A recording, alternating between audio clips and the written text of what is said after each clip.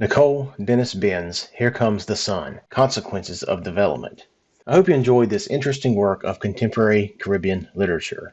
While this book contains many themes of post-colonial Caribbean literature, such as neo-colonial intervention, post-colonial political strife, and collective economic woes, it is perhaps more attuned to other contemporary works in Caribbean literature. Here Comes the Sun addresses the identity of Jamaican characters at crucial periods in their lives.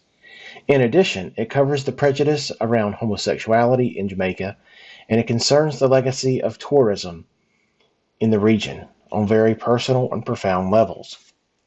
At its core, the novel chronicles the moral consequences of economic development in the face of global factors. While the book's title refers to the famous Beatles song of the same name, and for which I certainly do not have the rights or money to play in this video, Here Comes the Sun demonstrates a paradox where the sun does not necessarily make everything all right, as the song says. The Caribbean sun and its beauty in general almost act as destructive forces within the novel. In this video, we will be exploring some important concepts in the book, as well as tourism in Jamaica. I hope you can apply this knowledge to other Caribbean countries in the future. Nicole Dennis-Benn is one of the most significant Jamaican and Caribbean writers alive today. As her career continues to grow, I think we'll be treated to many wonderful books. As of 2021, she has published Here Comes the Sun and Patsy. I really encourage you to visit her website listed above.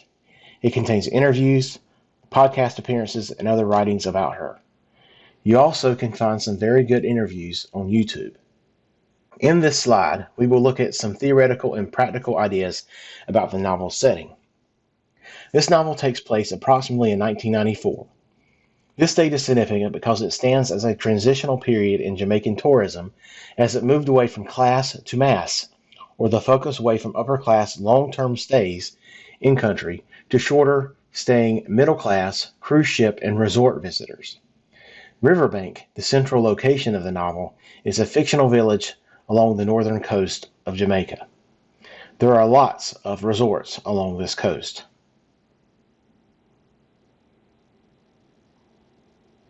This slide is a good place to discuss some key ideas. Sandra Cortman's collection of essays entitled Beyond the Blood, the Beach, and the Banana brilliantly begins with a deconstruction of three prominent tropes in Caribbean studies. She writes, "It is fair to say that many people born outside the region know only of the Caribbean from its stereotypical image of countless variations in travel brochures. In travel literature on the region, the archipelago of French, Dutch, Spanish, and English-speaking islands are reduced to a single, exquisitely unproblematic cipher, the deserted, palm-fringed beach." End quote. This image, though, is much more complicated and problematic, as Cortman reminds us. Quote, "The image, emptied of all historical meaning, has endured for hundreds of years, perhaps because it trades on deep longing for a fresh, pre-Columbian beginning. It promises endless rediscoveries of a Caribbean that can still offer a solitude and innocence that the overcrowded and polluted beaches of other resorts can hardly embody." End quote. Such ahistorical erasure, where the colonial histories of the regions are ignored, is a very dangerous and disastrous situation. In the novel, the author explores some of the legacies of this history. In the map above, the novel takes place along the growing, tourist-heavy northern coast, where a large number of resorts are based. These resorts typically whitewash the local culture and ignore the complicated histories around them. Cortman notes that this vision belies the blood spilt for the beauty. Quote, "The Caribbean Sea and the Atlantic Ocean ebb and flow to wash away any signs of its many landings. But so much blood has been spilt on Caribbean beaches that this image of violence must nevertheless hone its erasure. Many of the peoples of the Caribbean have lost their lives in the course of its plunder, and in their forced and voluntary migrations from Asia, Africa, China, South America, and Europe." End quote. The forced and voluntary migrations, often driven by economic forces such as the slave trade, have enriched these countries and its people. As a tourist, one must seek out the more authentic Caribbean. We must learn and appreciate the history all around us. After all, Cortland reminds us that many lives were lost in the course of rebellion, escape, and autonomous settlement. The people of the Caribbean continue to endure violent political battles for the right to settle peacefully and live without poverty in a habitat that in many ways they would not choose. End quote. For more discussion of slavery throughout various islands, please watch my other videos on my YouTube channel. We can see some of the ideas around tourism in the novel. Thandi contemplates Riverbank's potential future, which she hopes optimistically will not end up like other towns swallowed by resorts. Quote, there is no construction activity going on. There's also no indication that what happened to Little Bay will happen to Riverbank too. After all, Riverbank is scrunched under the nose of a hill and the river overflows when it rains. It is not exactly a tourist attraction like Martha Bra, Black River, or Rio Bueno. On the other hand, Margot knows the truth about the resorts, as the narrator explains. Quote, Margot studies the sketches and realizes that Riverbank will be completely taken over. The Y-shaped river will be used for rafting or water sports, and the white sand beach will be transformed into a nude beach. End quote. The bottom line is, as the narrator states, quote, in a matter of weeks, Riverbank will be no more. End quote. Dennis-Benn shows the inevitability of development around the characters. Progress thus marches on. Quote, behind Thandi is the skeleton of a majestic castle, one of the resorts emerging right here in her backyard. No one is in sight, but in months the white sands will be populated by the sunburned bodies of white tourists. From a plane flying overhead, they might look like seals, their heads tilted toward the rays, bodies open for as much exposure as possible, basking luxury. The castle fades away like a mirage as Thandi drifts and drifts further away from shore. End quote. This castle, almost a mirage to the innocent Thandi, belies the ugly reality of tourism at this point in the novel. The seal-like tourist just warm in the sun while the riverbank people struggle to live. More ideas will be explored in the coming minutes. At the heart of this novel, Dennis-Benn revolves the plot around the resort atmosphere and the protagonist's desire to manage a new resort, including the acquisition of land near and on her home. David Dodman summarizes various reports about Jamaica, noting that it has the second largest tourist industry in the Caribbean. Dodman traces the evolution of tourism in Jamaica and finds a shift. Quote, increasing numbers of visitors arrive on cruise ships and spend only a few hours in the country, while the nature of attractions is also changing. From the lines of tourists snaking their way up Dunes River Falls to smaller scale attractions in which even the sunset is marketed as a product. End quote. Indeed, Dodson labels this practice the era of the postmodern phase of tourism, in which individuality and character are perceived as much more important than mass-produced consistency, in which place becomes more important than space, in which reproduction, pastiche, and eclecticism are increasingly valued, and in which individuality is prized above all. End quote. He continues to argue that authenticity often means engaging with an undeveloped location and a plethora of different styles and influences in a given area. He concludes his article with a look toward the future. Quote, on one side, the large resorts and cruise ships are increasingly simulations rather than originals, and are involved in peddling paradise, commoditizing culture, hawking heritage, playful placelessness, and blurring boundaries. On the other, smaller properties and more intimate surroundings represent the current mode in which individuality and character are perceived as more important than mass-produced consistency. End quote. Here Comes the Sun, as a contemporary novel, shows the damage of resort building in its one-size-fits-most approach to luxury and holiday. It shows how the community and its individuals can get lost by development. By depicting life before and during resort development, the novel chronicles how the beaches can be shaped by progress. One writer notes, Caribbean beaches are not only usually represented as spaces of freedom and indulgence, but as spaces of exclusivity. This statement certainly rings true as you continue to read the novel. This slide offers some key figures for Jamaica's tourist industry. Based on 2019 figures, Jamaica has over 4 million visitors a year. This tally includes both longer-staying vacationers, week-long visitors, and stopover cruise passengers. While this figure is large and second largest in the Caribbean behind the Dominican Republic, it does not offer an appraisal of Jamaica's economy. Tourism, as various reports indicate, accounted for over 30% of Jamaica's GDP, which in comparison to the United States, at over 7%, is very large. According to one report, Jamaica is stuck in a cycle of economic woe. Quote, weakness in the financial sector, speculation, and low levels of government investment erode confidence in the production sector. The government is unable to channel funds into social and physical infrastructure because of its overwhelming debt to GDP ratio, which currently stands at approximately 135%. Almost 60% of every dollar earned by Jamaican government goes to debt servicing and recurrent expenditures. End quote. This cycle is explored in Stephanie Black's important 2001 film, Life and Debt.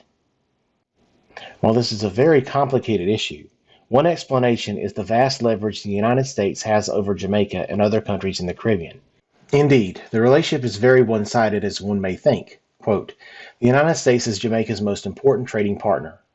Under the Caribbean Basin Trade Partnership Act and other trade measures, more than 80% of Jamaican exports enter the United States market duty-free. End quote.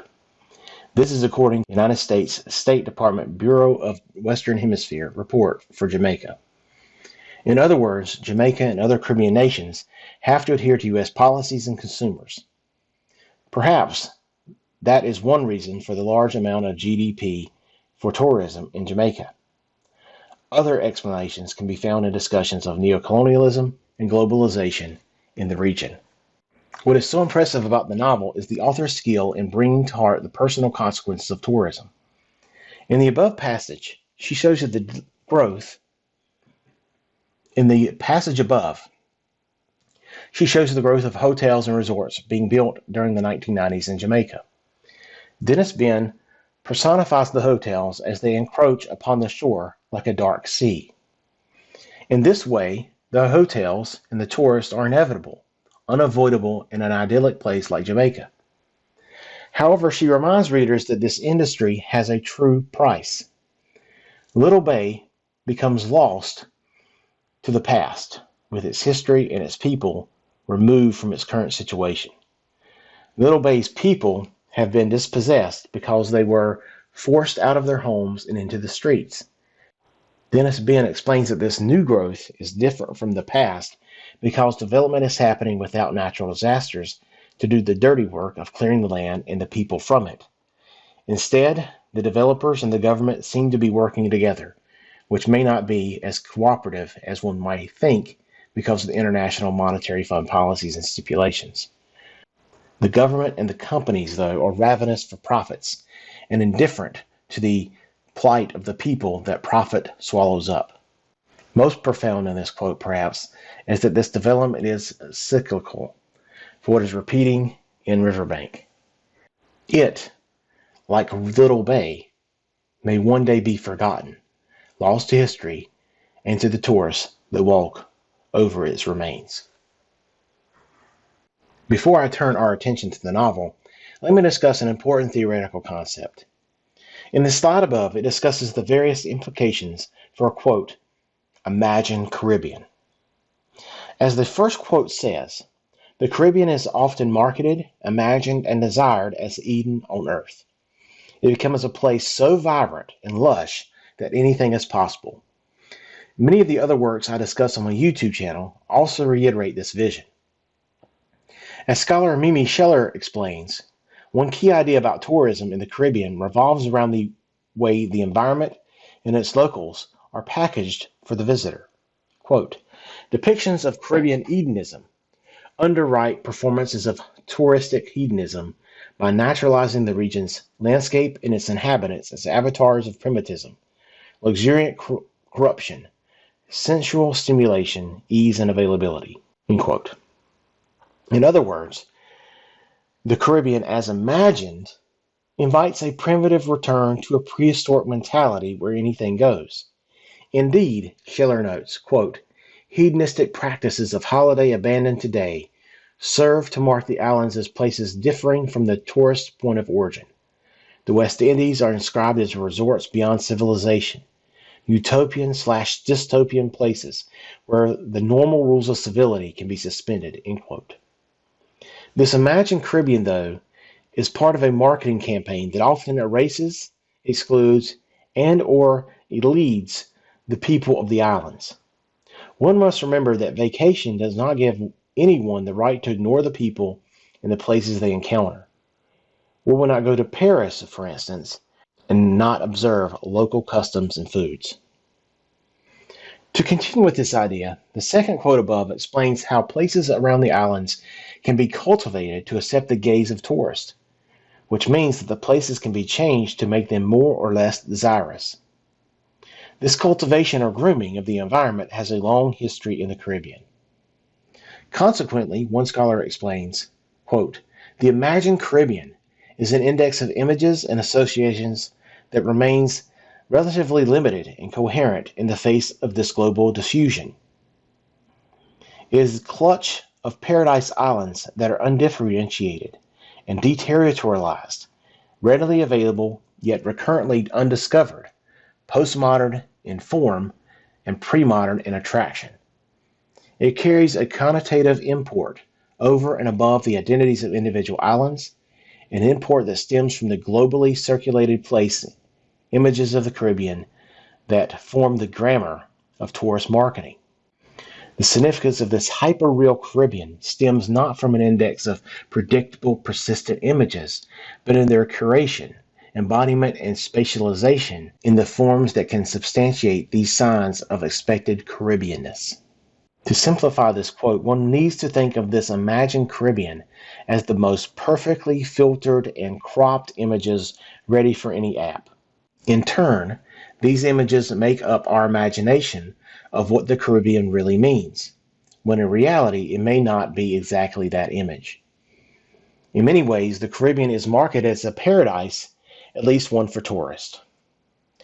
Gavin Titley writes about this process, quote, brochure discourse always displays a vision of what it is known to be known, and gains intertextual power by indexing and dragging from these multiple and overlapping representations. The contours of this imagined Caribbean are important, for they indicate the product that consumers apparently wish to encounter, and a product that is increasingly difficult to sustain, end quote. With an index of stock images and beautiful associations, the industry can shape both the consumer and the product to adhere to glorious expectations. In this way, quote, the imagined Caribbean is an index of images and associations, suffused with escapism and an extraordinary license for leisure, sustainable only through insulation and limitation. Tourists inevitably do not possess and impose a homogeneous set of expectations on their destination. However, the power relations of tourism only allows hosts to assume and plan for such a set, end quote. Tourists are only encouraged to see what the industry wants them to see, which makes it hard to see the real Caribbean and all its wonderful cultural, social, and historical significance. We can see this cultivation in Margot's resort at the beginning of the novel. The narrator describes, quote, the lobby is visible through the glass exterior. Already the concierges are busy pushing luggage on carts through the marbled interior, which boasts high ceilings and large chandeliers that glower above the champagne-colored lounge in the front desk. Gone is the rustic quality that Reginald Sr. upheld until his death, a natural ambiance created by vibrant colors, palm trees, and artwork by Jamaican artists. Under Alfonso's direction, tourists now have to leave the lobby and drive half a mile to be reminded where they are. Afonso has also loaned a few abstract paintings, geometric shapes, and swirling colors from his personal collection to the lobby. Adhering to what people expect in luxury, Afonso removes any Jamaican cultural presence in his lobby. His all-inclusive resort only projects what he wants them to remember about Jamaica.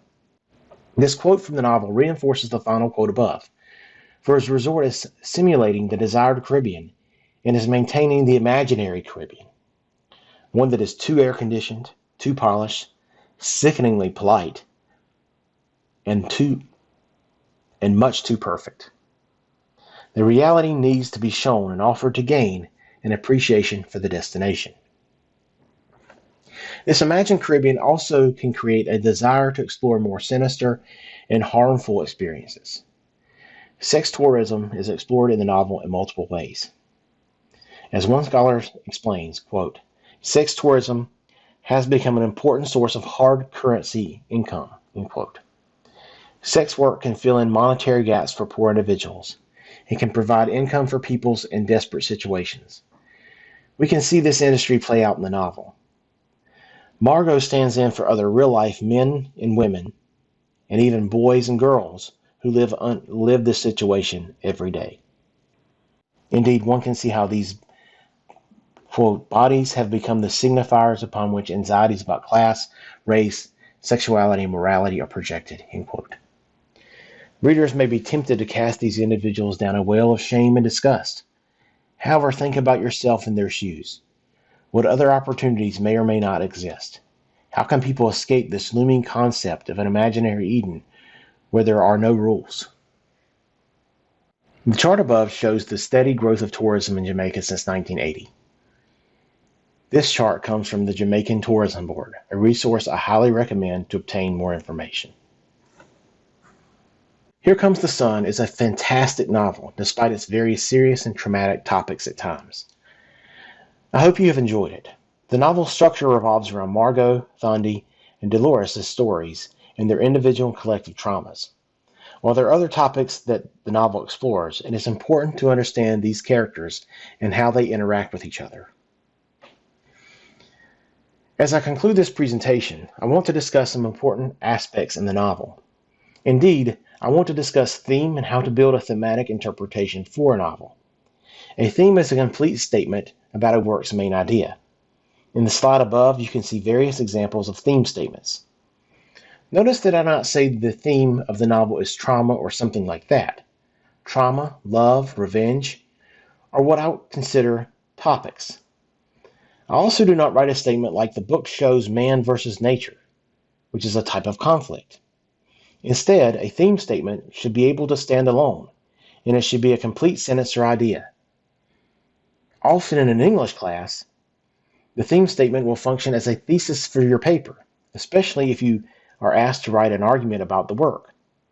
Your argument is the theme that you'll be proving in the paper. Any theme can be modified, expanded upon, or revised throughout the drafting process of the paper.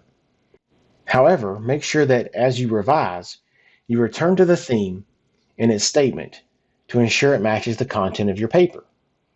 For instance, this presentation has offered an extensive discussion of tourism and development in Jamaica. I also wanted to show that there are some very serious consequences for that development in the novel. One technique Dennis-Benn uses to show these consequences is the role nature plays within the book.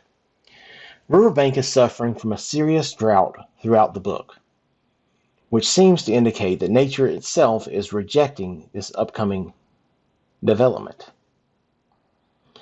When proving a theme like this, you want to look at examples where nature is described in the book. I'll just offer one example. The narrator explains that the sun is oppressive. Quote, "It's a cool and damp morning, the way it usually is before the sun makes its appearance, sucking all possibilities dry." End quote. By having the sun suck all possibilities dry, Dennis-Benn suggests that nature can be a bad thing at times for certain characters, as in the case for Margot here. However, when you analyze a book for a theme, you need to examine moments where the topic appears, even if it deviates from the previous example. For instance, Thandi, who is in love, sees nature differently. Quote, from where she sits, Thandi looks out at the ocean glistening in the sunset. This must be what Charles sees when he's out here alone. The waves are gentle, rising and falling like breath moving through a body. The sea is liquid gold as the sun drips on the horizon. One by one, the nocturnal insects hidden in trees inside the cove start to sing. The waves get louder in the presence of a new moon. They crash to the shore, their urgency driven by an invisible force. Thandi lies on her back inside the boat and listens to them. They speak to something stirring within her, something raging within her. The water rises and rises until it blurs her vision of the dotted stars above. It trembles at the corner of her eyes, then rolls down her cheeks. End quote. Dennis-Benn's lyrical prose here shows the rejuvenating role nature can play. These examples together show two perspectives on nature in the book, as well as the two sisters' identities. For a thematic interpretation, you have to find a way to offer a central idea about the topic of nature that resolves the contradictions or inconsistencies throughout a book. As another approach to a theme, you can examine a character's development from the beginning of the novel to the end. Thandi's character, for example, starts off with lots of self-loathing, poor self-esteem, and terrible self-worth. There are lots of examples about her desire to lighten her skin to achieve a better self-worth and social acceptance. However, as the book continues, we see the reasons behind her need for change. To analyze a character as part of a thematic reading, you want to find examples from different periods in the novel and explain how the moments reflect the character's growth or change. You can also build a thematic interpretation around what the character represents for society, as is the case for Margot, who seems to sell her soul for status. To conclude any discussion of a theme in a work, you must offer an interpretation of a book's ending. It is very important to consider what the ending means for your theme. You're trying to offer a resolution for the book in the theme you're arguing. As one final objective for a thematic interpretation, you should write a conclusion paragraph or two that reviews your discussion of the theme. I hope you find this slide helpful as you attempt a thematic reading on a work. Here are some sources to consider for your work on tourism and on this novel.